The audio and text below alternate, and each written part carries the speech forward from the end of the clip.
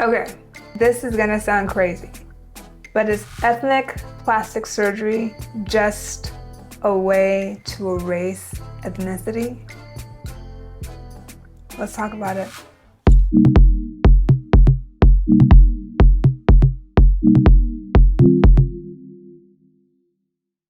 Have you heard this term before? Ethnic plastic surgery?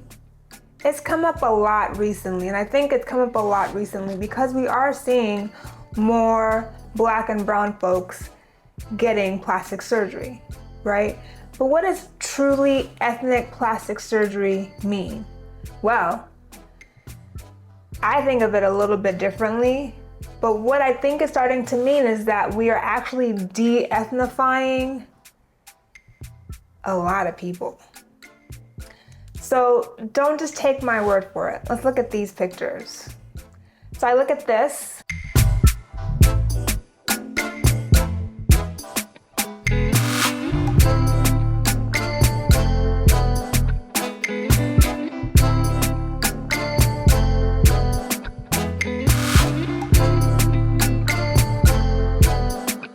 And then I look at this.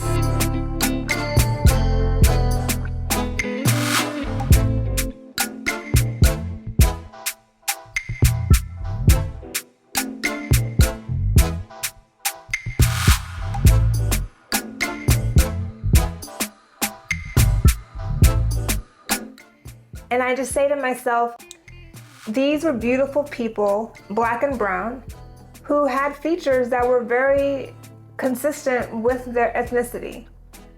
A wide, flat nose on an Asian or a brown person is not unheard of and actually probably is more the rule than the exception. A monolid on an Asian person, again, is more the rule than the exception. So why are we seeing this increasing popularity of Asian eyelid surgery to create that double fold and rhinoplasty on Black and brown folks and Asians included to make their nose look slimmer and pointier? If you've seen my Kim K video, then you know that I've discussed kind of where beauty ideals come from. They are, for all intents and purposes, a white woman standard of beauty, right? We measure a lot of kind of beauty that we see in society, natural beauty that we see in society, against this historically white woman standard. In plastic surgery, we learn angles and dimensions that are, again, based on variations of a white woman, and that were averaged to come up with what is the ideal for a person. But again, that ideal is a white woman. That is not really accepting and doesn't leave room for other ideals of beauty, other standards that are just as credible, that are just as beautiful, that are just as meaningful as that white woman standard. Now, I think this is where you stop me and say, well, sure, people are getting nose jobs, people are getting eyelid surgery, but they're also getting BBLs, and they're also getting lip filler. And those aren't necessarily white woman standards of beauty, are they? So let's go back again to the Kim K video, right? In that, I talk about where some of those concepts come from. BBLs and lip fillers are a little bit different, right? Lip filler, creating a bigger lip or lip augmentation, is really going back to kind of anthropological foundations, right? It's this idea that babies are inherently cute, that we see babies and we inherently love them. They have bigger eyes, they have bigger lips, their features are stronger for their face, they're bigger for their face. And as we get older, those features, our eyes become smaller in relation to the rest of our face, our lips become smaller in relation to the rest of our face. Those things, big eyes, big lips, are about our proximity to youth. They're a surrogate for how young we are, how fertile we are, how able we are to continue society on our backs. Historically, when you look for a mate, you want to ensure that that mate is able to procreate with you, right? And that their procreation with you, your joined, combined DNA will produce this beautiful human who's also very smart, very athletic, you name it, they have it. By that tone, you're going to look for features that more closely represent that youthful, fertile woman who's able to provide you with a basketball team if you want one. BBLs are just part of a cycle. We've been through this cycle before where a more shapely figure is in and then it goes out for a more waif-like figure and then it comes back in. So this is not a kind of new advent, as it were. This is just kind of recycling old beauty ideals. So if you want to argue that BBLs and fillers are not a white woman standard, I would say actually they're beyond a white woman standard. They even exist way before race was seriously in the conversation. I rarely have a strong opinion, but I have to say that I really don't see how it's not about looking more white. How it's not about standing out as a Black, brown, and Asian person with classically Black, brown, and Asian features. If you're born with what we've called a monolid and now have a crease that wasn't there before, more akin to a white woman, I don't know what else to call that. If you were born like me with a wide and flat nose, and then you want to make it cuter and pointier like a white woman, I don't really know how else to describe that.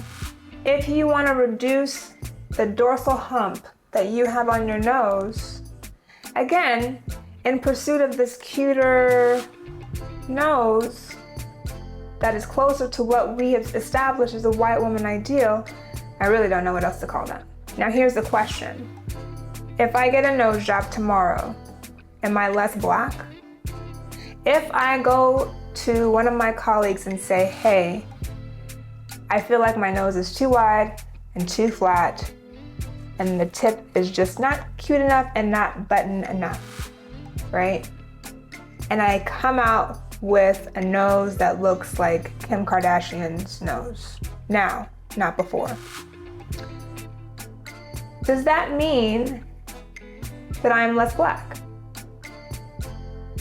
Does changing one thing, two things, three things avoid the fact or neglect the fact that I'm still a Black person who still grew up with Nigerian culture? A very Black culture. A very in-your-face Black culture. No, it doesn't. Or does it? And this is where I struggle, right? I have patients who want to have a cuter nose. And I have a serious talk with them and ask them, are you looking to look less Latina or less Black or less Asian? Because let's face it, a nose, while subtle, can really change the entire face. When I look back on this video and I see the comments, and most of the comments say she looked like Princess Jasmine and now she looks like Becky. Where is the lie though? And so while I have a hard time making that stance and saying changing one or two features doesn't change your ethnicity per se, doesn't negate your culture, I also have to step back and think, maybe it does. Maybe if we keep normalizing one or two things, that we are moving to the middle, right? Because we're not necessarily going all the way to the extreme to the white woman idea, but we're getting closer to it. If we keep tweaking or changing things to move ourselves from strong Black features to ethnically ambiguous features, then aren't we gonna end up all looking alike? In a way that doesn't really fit what our society is really about or what it should be about, right? So when I said that I see ethnic plastic surgery differently, What I mean is that in my eyes, ethnic plastic surgery is, for my patients at least, and should be, a celebration of our diversity and not an erasure of our ethnicity. I shared some strong thoughts today, guys, but what do you think? As always, leave your comments and questions below and subscribe. And as always, love you lots and bye for now.